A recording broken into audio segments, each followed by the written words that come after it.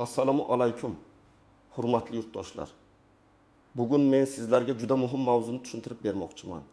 Bu gap faqat pensionerlarga emas, ishlayotganlarga ham, ish beruvchilarga ham, o'zini o'zi band qilganlarga ham. Ertaga pensiyaga chiqishni o'ylayotgan har bir insonga tegishli. 1 iyuldan pensiya jamg'armasi bilan bog'liq ayrim tartiblar, to'lovlar, ma'lumotlarni tekshirish va huquqlardan foydalanish masalasida odamlar uchun yoqimli yangiliklar paydo bo'layotgani ko'pchilikni qiziqtiryapti. Eng muhimi, bu yangiliklardan kimdir foyda ko'rishi mumkin. Kimdir esa beparvolik qilsa, o'ziga tegishli pulni vaqtida ola olmay qolishi mumkin. Shuning uchun videoni oxirigacha ko'ring. Men bugun masalani oddiy tilda, misollar bilan kim nima qilishi kerakligini aniq qilib tushuntiraman. Hozirning o'zida kanalga obuna bo'ling, videoga like bosing. Chunki bunday ma'lumotlar o'z vaqtida eshitilsa odamning puli ham, vaqti ham, asabi ham tejab qolinadi. Avval holat qanday edi? Ko'p yillar davomida pensiya masalasida odamlar eng ko'p qiynalgan joy hujjat, staj va ma'lumotlarni isbotlash bo'lgan. Masalan, bir inson 3 yil ishlagan, lekin mehnat daftarchasida ayrim yozuvlar noto'g'ri tushgan. Yoki korxona yopilib ketgan, arxiv topilmaydi. Yoki ish haqi bo'yicha ma'lumotlar elektron bazaga to'liq tushmagan. Natijada odam haqiqatan ishlagan bo'lsa ham, pensiya hisoblashda ayrim davrlar inobatga olinmay qolgan. Yana bir og'riqli masala shuki, ko'pchilik o'zining pensiya huquqini oldindan tekshirmaydi. Odam pensiya yoshiga yaqinlashgan birdaniga hujjat yig'ishga tushadi. Shunda 2 yil oldingi ish joyidan ma'lumotnoma kerak bo'lib qoladi. Lekin korxona yo'q, mas'ul odamlar almashgan arxivga borish kerak, navbat kutish kerak. Bu esa pensiya tayinlanishini cho'zadi. Ba'zan odam bir necha oy yuradi. Keyin esa nega men oldindan tekshirmadim deb afsus qiladi. Endi o'zgarayotgan asosiy yo'nalish shundan iboratki, pensiya jamg'armasi bilan bog'liq xizmatlar tobora ko'proq elektronlashyapti. Ma'lumotlar bazalari uyg'unlashyapti. Fuqarolarga o'z staji, badallari, ish haqi va pensiya huquqiga oid ma'lumotlarni oldindan tekshirish imkoniyati kengaymoqda. Bu juda katta yengillik. Chunki pensiya degani faqat bugungi pensionerning oyligi emas. Pensiya degani insonning butun mehnat faoliyati davomida yig'ilgan huquqidir. Yoqimli syurpriz nimada? Syurpriz shundaki, 1 iyuldan boshlab ayrim toifadagi fuqarolar uchun murojaat qilish, ma'lumot olish, hujjatlarni solishtirish, ortiqcha yugur-yugurlardan qutulish bo'yicha qulayliklar sezilarli bo'lishi mumkin. Buning mazmuni oddiy. Davlat idoralari o'zaro ma'lumot almashsa, odam har bir eshikni taqillatib yurmaydi. Pensiya jamg'armasi ma'lumotni o'zi ko'rishi, kerakli holatlarda avtomatik tekshirishi, fuqaroga xabar berishi yoki kamchilikni oldindan ko'rsatishi mumkin. Lekin bu yerda bitta muhim shart bor. Siz o'z ma'lumotlaringizni befarq qoldirmasligingiz kerak. Birinchi navbatda pensiya yoshiga yaqinlashayotganlar albatta hushyor bo'lishi kerak. Erkaklar va ayollar uchun pensiya yoshi talab qilinadigan ish staji imtiyozli holatlar qonunchilikda belgilangan. Men har doim odamlarga shuni aytaman. Pensiyaga chiqishga 1 oy qolganda emas, kamida 1-2 yil oldin tayyorgarlik boshlang. Chunki muammo chiqsa, uni tinchgina hal qilishga vaqtingiz bo'ladi. Masalan, Toshkent viloyatida yashaydigan Akmal aka 35 yil turli korxonalarda ishlagan deb tasavvur qilaylik. U kishi mening stajim yetarli, hammasi joyida deb o'ylaydi. Lekin tekshiruvda 1996 yildan 2000 yilgacha ishlagan davri bazada ko'rinmaydi. Sababi o'sha paytdagi korxona keyinroq boshqa nomga o'tgan, hujjatlar arxivga topshirilgan. Agar Akmal aka buni pensiyaga chiqish kuni bilsa, pensiya tayinlanishi kechikishi mumkin. Ammo u 1 yil oldin tekshirsa, arxivdan ma'lumotnoma oladi. Mehnat daftarchasidagi yozuvni solishtiradi. Kerak bo'lsa sobiq korxona hujjatlarini izlaydi. Natijada pensiya masalasi ancha yengil hal bo'ladi. Ikkinchi toifa hozir ishlayotgan oddiy xodimlar. Ko'pchilik men hali yoshman, pensiya menga uzoq deydi. Lekin bu katta xato. Bugun sizning ish haqingiz rasmiy ko'rsatiladimi yoki yo'qmi? Siz uchun ijtimoiy soliq to'lanadimi yoki yo'qmi? Mehnat shartnomangiz bazaga kiritilganmi yoki yo'qmi? Bularning hammasi ertangi pensiyangizga ta'sir qiladi. Agar siz 5 million so'm maosh olsangiz va hujjatda 20 million so'm ko'rsatilsa, bugun qo'lingizga biroz ko'proq pul olgandek tuyulishi mumkin. Lekin ertaga pensiya hisobida zarar ko'rishingiz ehtimoli bor. Masalan, Dilnoza opa savdo do'konida 2 yil ishlagan. Ish beruvchi rasmiylashtiramiz degan, lekin amalda mehnat shartnomasi to'liq yuritilmagan. Dilnoza opa o'sha yillarda o'zini ishda deb bilgan, har kuni ertalabdan kechgacha ishlagan. Lekin tizimda staj ko'rinmasa, pensiya hisobida bu davr muammo bo'ladi. Shuning uchun hozir ishlayotgan har bir fuqaro o'z ish joyi rasmiyligini tekshirishi kerak. Bu uyat emas, bu talabchanlik. Siz ish beruvchidan mening mehnat shartnomam kiritilganmi? Ijtimoiy to'lovlar to'lanayaptimi deb so'rashga haqlisiz. Uchinchi toifa o'zini o'zi band qilganlar, yakka tartibdagi tadbirkorlar, mavsumiy ishlaydiganlar. Bu odamlar uchun pensiya masalasi alohida muhim. Chunki ular doimiy korxonada ishlamagan bo'lishi mumkin. Lekin qonunda nazarda tutilgan tartibda to'lovlarni amalga oshirsa, ayrim davrlar stajga olinishi mumkin. Masalan, tikuvchilik qiladigan, uyda buyurtma oladigan, taksichilik qiladigan, ustachilik bilan shug'ullanadigan odamlar men baribir davlat ishida ishlamayman, menga pensiya bo'lmaydi deb o'ylamasligi kerak. Aksincha, o'z maqomini rasmiylashtirib, to'lovlarni to'g'ri amalga oshirib, kelajakdagi huquqini saqlashi mumkin. 4-toifa allaqachon pensiya olayotganlar. Bu yangiliklar ularga ham tegishli bo'lishi mumkin. Chunki pensiya miqdori, qayta hisoblash, ustamalar, yetkazib berish shakli, bank kartasiga o'tkazish, yashash joyi o'zgarganda ma'lumotlarni yangilash kabi masalalar doim dolzarb. Ba'zan pensioner biror imtiyozga ega bo'ladi, lekin bilmagani uchun murojaat qilmaydi. Masalan, nogironligi bo'lgan shaxs, boquvchisini yo'qotgan oila, urush yoki mehnat faxriylari, ayrim og'ir sharoitda ishlagan fuqarolar uchun alohida tartiblar bo'lishi mumkin. Bularni har kim o'z holatiga qarab tekshirtirish kerak. Endi kimlar ortiqcha xavotir olmasligi kerak. Agar sizning ish tajingiz bazada to'liq ko'rinayotgan bo'lsa, mehnat daftarchangizdagi yozuvlar aniq bo'lsa, ish beruvchingiz rasmiy to'lovlarni amalga oshirayotgan bo'lsa, hujjatlaringizda ism, familiya, tug'ilgan sana, pasport ma'lumotlari bir xil bo'lsa, katta muammo bo'lmasligi kerak. Lekin xavotir olmaslik degani tekshirmaslik degani emas. Men ekspert sifatida har doim aytaman. Pensiya huquqi masalasida eng yaxshi himoya bu oldindan tekshirish. Endi eng muhim nozik tomonlarga o'tamiz. Birinchi nozik jihat. Hamma ishlagan davr ham avtomatik tarzda stajga olinavermaydi. Stajga olinishi uchun hujjat, to'lov yoki qonunda belgilangan asos bo'lishi kerak. Masalan, men o'sha joyda ishlaganman, hamma biladi degan gap yetarli bo'lmaydi. Davlat organi hujjatga qaraydi.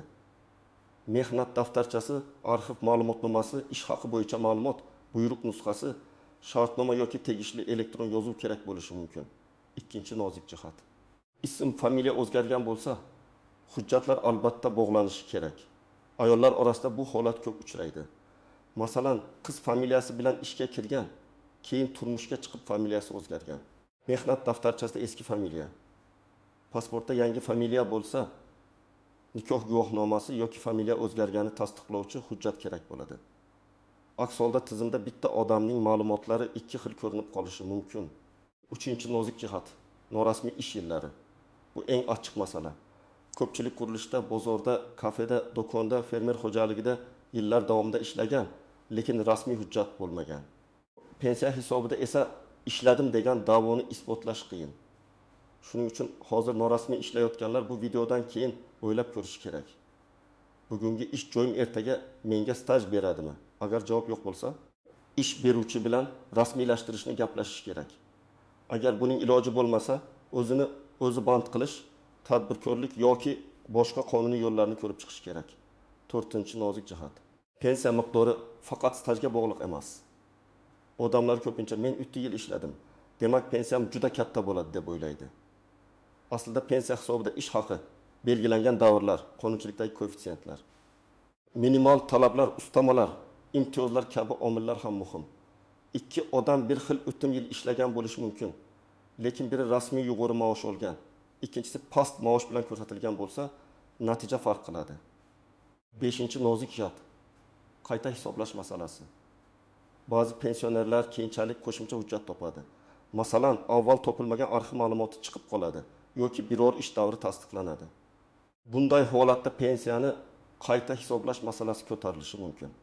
Lekin bu avtomatik bo'lmasligi mumkin. Fuqaro murojaat qilishi, hujjat topshirishi va asosini ko'rsatishi kerak. Shuning uchun mening hujjatim topildi. Endi o'zi qo'shilib ketadi deb kutib o'tirmaslik kerak. 6-nozik jihat, bank kartasi va pensiya yetkazish. Hozir ko'p pensionerlar pensiyani bank kartasi orqali oladi. Bu qulay, lekin karta muddati tugashi, bank ma'lumotlari o'zgarishi, yashash manzili almashishi kabi holatlarda pensiya to'lovi vaqtincha kechikishi mumkin.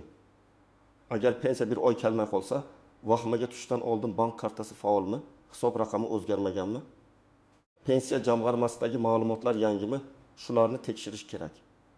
7-chi nozik jihat. Firibgarlardan ehtiyot bo'lish. Pensiya mavzusi ko'tarilgan joyda tanish orqali pensiyangizni oshirib beraman. Hujjatsiz staj qo'shib beraman. Oldindan pul bering. Masalani hal qilaman deydiganlar chiqishi mumkin. Men buni qat'iy aytaman. Pensiya masalasida faqat rasmiy idoralar, rasmiy portal va qonuniy hujjatlarga tayaning. Hech kimga karta raqamingizni, SMS kodini, pasport ma'lumotlaringizni ishonib bermang. Ayniqsa telefon orqali pensiya jamg'armasidanmiz, kodingizni ayting desa, bu juda xavfli signal. Endi eng kerakli qism. Siz nima qilishingiz kerak? Birinchi qadam, o'z hujjatlaringizni tartibga keltiring. Pasport yoki ID karta, mehnat daftarchasi, diplom, harbiy xizmat hujjati, nikoh yoki familiya o'zgarishini tasdiqlovchi hujjatlar. Bolalar tug'ilganlik guvohnomalari, nogironlik yoki imtiyozga oid hujjatlar bo'lsa, barchasini bir joyga yig'ing. Hujjatlar yirtiq o'qib bo'lmaydigan, ism familiyada xato bo'lsa, oldindan tuzatishga harakat qiling. Ikkinchi qadam, ish stajingizni tekshiring. Buning uchun yashash joyingizdagi pensiya jamg'armasi bo'limiga murojaat qilishingiz mumkin. Shuningdek, elektron davlat xizmatlari orqali mavjud ma'lumotlarni ko'rish imkoniyatlarini tekshirib boring. Agar elektron bazada ayrim davrlar ko'rinmasa, darhol hammasi yo'qolibdi deb qo'rqmang. Bu davr hujjat bilan tasdiqlanishi mumkin. Muhimi muammoni vaqtida ko'rish. Uchinchi qadam, ish beruvchingizdan rasmiy ma'lumot so'rang. Agar hozir ishlayotgan bo'lsangiz, mehnat shartnomangiz elektron tizimga kiritilganmi? Ish haqi rasmiy ko'rsatilganmi? Ijtimoiy soliq to'lanayaptimi? Shuni aniqlang. Bu savollarni berishdan tortinmang. Siz mojaroga sabab bo'layotgan emassiz, o'z qonuniy kelajagingizni himoya qilyapsiz. 4-qadam, eski ish joylaringiz bo'yicha ro'yxat tuzing. Qaysi yilda, qaysi korxonada, qaysi lavozimda ishlagansiz, rahbar kim bo'lgan, korxona qayerda joylashgan, keyin nomi o'zgarganmi, yopilganmi, shularni yozib chiqing. Bu oddiy daftar bo'lsa ham bo'ladi. Masalan, 1998-1993 yillar paxta tozalash zavodi, 1993-1999 yillar tuman savdo bo'limi, 2000-2007 yillar xususiy firma. Shunday ro'yxat keyin hujjat qidirishda juda yordam beradi. 5-qadam, agar korxona yopilgan bo'lsa, arxivga murojaat qiling. Tuman yoki viloyat arxivlarida sobiq korxonalarning buyruqlari, ish haqi vedomoslari, xodimlar ro'yxati saqlangan bo'lishi mumkin. Arxivga murojaat qilayotganda aniq yozing. Men falon yillarda falon korxonada ishlaganman. Ish stajimni va ish haqimni tasdiqlovchi ma'lumotnoma kerak. Murojaatda ism familiyangizning eski va yangi ko'rinishlarini ham ko'rsating. 6-qadam, agar siz pensioner bo'lsangiz, o'z pensiya turini va unga qo'shimcha asoslarni tekshiring. Yoshga doir pensiyami? Nogironlik pensiyasimi? Boquvchisini yo'qotganlik pensiyasimi? Har birining tartibi alohida. Agar oilaviy holatingiz o'zgargan bo'lsa, nogironlik guruhi belgilangani yoki o'zgargani bo'lsa, qo'shimcha hujjat topilgan bo'lsa, bu haqida pensiya jamg'armasiga murojaat qilish kerak. Ba'zan odamning huquqi bor, lekin murojaat bo'lmagani uchun u pulni olmaydi. 7-qadam, barcha murojaatlarni yozma yoki rasmiy elektron shaklda qoldiring. Og'zaki so'rash yaxshi, lekin hujjatli iz qolgani undan ham yaxshi. Ariza berganingizda ro'yxatdan o'tgan raqamini oling. Elektron murojaat yuborsangiz, javob kelguncha saqlab qo'ying. Agar rad javobi olsangiz, sababini yozma ko'rinishda so'rang. Sabab aniq bo'lsa, uni bartaraf etish osonroq bo'ladi. 8-qadam, yaqinlaringizga ham yordam bering. Ko'p keksa insonlar elektron xizmatlardan foydalana olmaydi. Hujjatlarni tartibga solishda qiynaladi.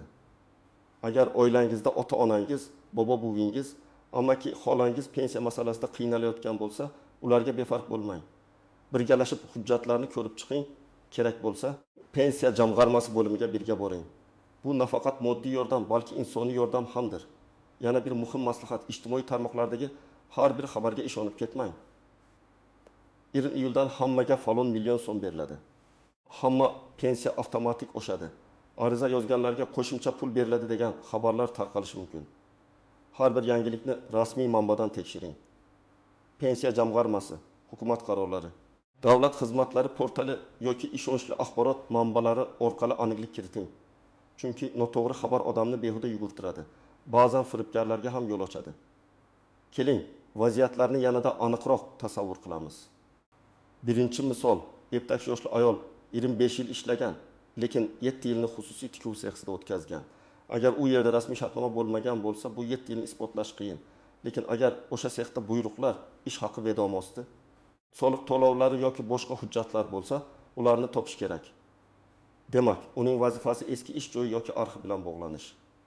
Ikkinchi misol, 52 yoshli erkak pensiya olyapti. Lekin yaqinda sobiq zavod arxividan qo'shimcha 4 yillik ish staji tasdiqlandi. Bu odam endi menga o'zi qo'shiladi deb kutib o'tirmasligi kerak.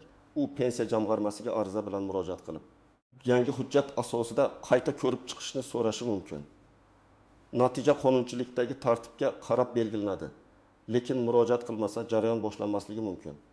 Uchinchi misol, 35 yoshli yigit taksi xizmatida ishlaydi. Daromadi bor, lekin rasmiy maqomi yo'q. U bugun pensiya haqida o'ylamaydi. Ammo 20 yil shunday yursa, keyin men ishladim-ku deyishi yetarli bo'lmasligi mumkin. Shuning uchun u o'zini o'zi band qilish, tegishli to'lovlarni amalga oshirish, daromadini qonuniylashtirish masalasini ko'rib chiqish kerak. Bu faqat soliq uchun emas, kelajakdagi ijtimoiy himoya uchun ham kerak. 4-misol. Pensioner ona bank kartasini almashtirdi. Lekin yangi karta ma'lumotlari tegishli tizimlarda yangilanmagan. Keyingi oy pensiya tushmadi.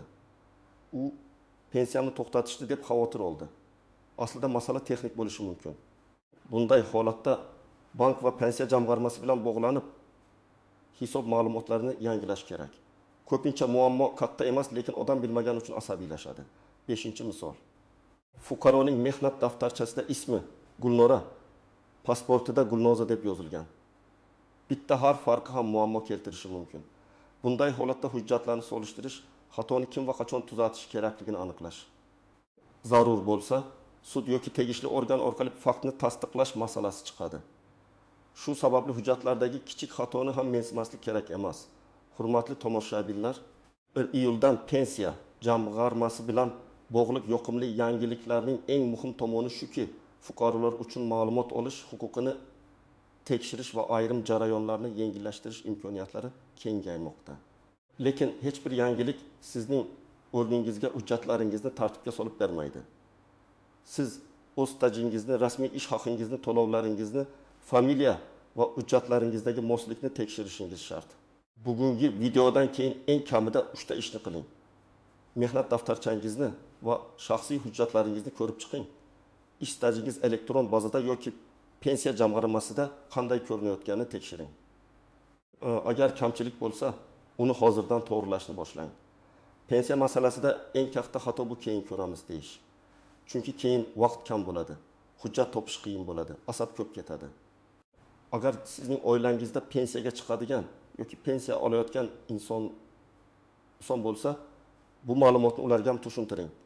Kommentariyada yozing. Sizda pensiya staji, hujjat yoki to'lov bo'yicha muammo bo'lganmi? Qaysi masala sizni ko'proq qiynayapti? Men keyingi videolarda eng ko'p berilgan savollarga alohida javob beraman. Videoga like bosing, kanalga obuna bo'ling va yaqinlaringizga yuboring. Chunki bu ma'lumot bugun kimningdir haqiqiy pulini, vaqtini va huquqini saqlab qolishi mumkin.